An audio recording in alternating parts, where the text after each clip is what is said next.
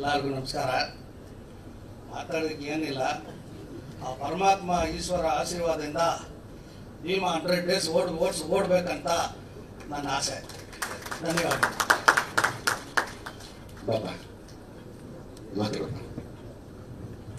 ಎಲ್ರಿಗೂ ನಮಸ್ಕಾರ.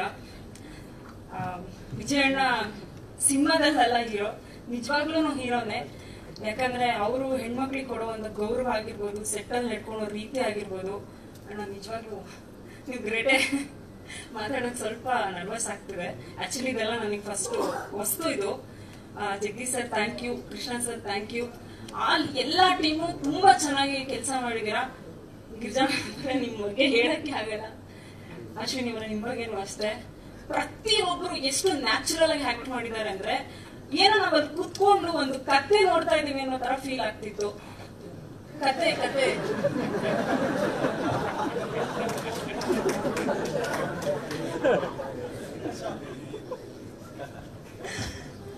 ತುಂಬಾ ಖುಷಿ ಆಗ್ತಿದೆ. ನಮ್ಗೆ ಎಲ್ರಿಗೂ ಆಸೆ ಇದ್ದಿದ್ದು ಒಂದೇ, ಭೀಮಾ ಇನ್ನೂ ಹೆಚ್ಚು ಸಕ್ಸಸ್ ಕಾಣ್ಲಿ ಅಂತ. ಬಟ್ ಆ ಸಕ್ಸಸ್ ಕಂಡಿದೆ. ಎಲ್ರಿಗೂ ತುಂಬಾ ಥ್ಯಾಂಕ್ಸ್. Thank you Vijay.